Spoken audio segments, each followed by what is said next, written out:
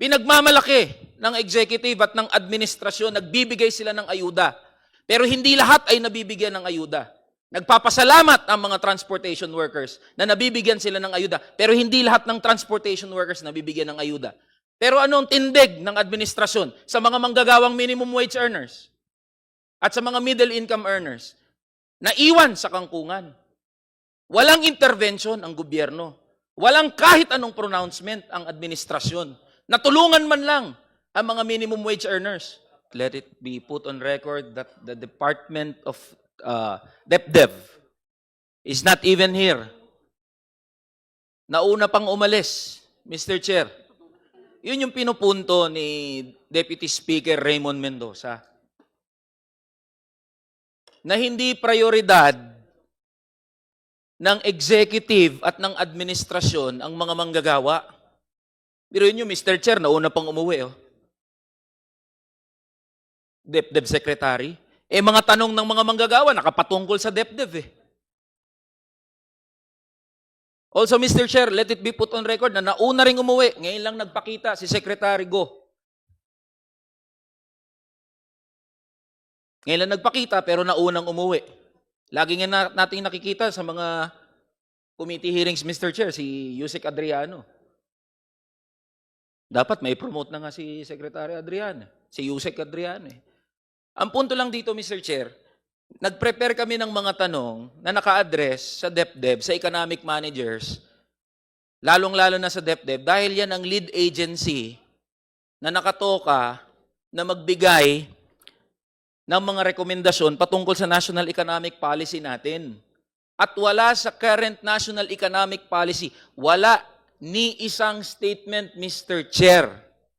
Walang kahit anong policy recommendation, walang kahit anong policy statement, walang kahit anong intervention sa mga wage earners natin, particularly minimum wage and middle income earners. Pinagmamalaki ng executive at ng administrasyon, nagbibigay sila ng ayuda. Pero hindi lahat ay nabibigyan ng ayuda. Nagpapasalamat ang mga transportation workers na nabibigyan sila ng ayuda. Pero hindi lahat ng transportation workers nabibigyan ng ayuda. Pero anong tindig ng administrasyon sa mga manggagawang minimum wage earners at sa mga middle income earners? Naiwan sa kangkungan. Walang intervention ang gobyerno. Walang kahit anong pronouncement ang administrasyon. Natulungan man lang ang mga minimum wage earners. Malaking problema to, Mr. Chair. Dahil handa tayo, kahit abutin pa tayo ng madaling araw dito, okay lang sa amin. Nananawagan nga kami ng TUCP, magkaroon tayo ng emergency session . Para lang mapag-usapan yung sahod ng mga manggagawa. Tapos anong maabutan natin? Mga sekretary mismo na umuwi. Anong mensaheng pinaparating yan sa mga manggagawa? Na kahit nasa gitna tayo ng krisis, nasa gitna ng pagdurusa ang mga manggagawa at ordinaryong Pilipino, nasaan ang mga sekretary natin? Anong pronouncement ng gobyerno sa mga wage earners natin? Wala tayong marinig. And this is exactly the platform, Mr. Chair. Pasensyoso ang mga manggagawa. Maintindihin ang mga manggagawa. Nag-antay nga kami hanggang ganitong oras . Para lang makausap yung mga economic managers natin na alam ng labor movement na nangunguna rin na humaharang sa any wage increase. Economic managers ang pumatay sa legislated wage increase 200 pesos. At alam din ng labor movement na economic managers ang nasa likod ng hindi pag-usad ng National Minimum Wage Bill, House Bill number 8081, dito sa House of Representatives. We all know that. And this is the platform, the right platform, Mr. Chair, for us to talk with them and implore them. Now, saan naman lang mapag-usapan natin yung sahod ng mga manggagawa. Sa Uplift Committee, walang dole. Nakailang committee hearings na, ang binabanggit palagi, puro ayuda.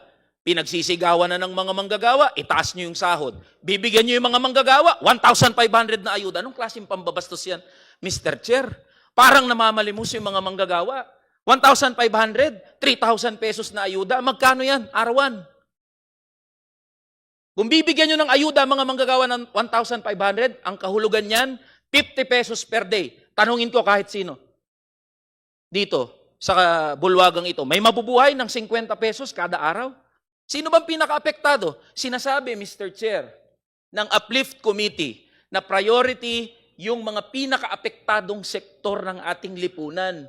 Ang mga minimum wage earners at middle income earners natin ang isa sa pinaka-apektadong sektor ng krisis na meron tayo ngayon, Mr. Chair. Sino ba ang mga sumasakay sa jeep, sa bus? Di ba mga minimum wage earners, mga middle income earners? Alam ba ng mga sekretarya natin? Ng mga minimum wage earners natin? Yung mga waiter, yung mga security guard, yung mga pumapasok, mga nag-a-assist sa atin dito, mga minimum wage earners, pumapasok, nakamotor yung mga yan. Nagpapagas, nagpapakarga ng diesel, nagpapakarga ng gasolina. Yung 300 piso na mga minimum wage earners natin, dati kayang pumuno niyan ng motorsiklo. Ngayon, magkarga ka ng 300, maswerte ka na kung umabot ng kalahati. Alam ba yan ng Department ng DepDev? Alam ba yan ng DOF? Alam ba yan ng economic managers? Nabubuhay kayo lahat sa simulation nyo. Hindi nyo alam ang tunay na buhay at karanasan ng mga manggagawa at ordinaryong Pilipino. Yan ang pinupunto namin.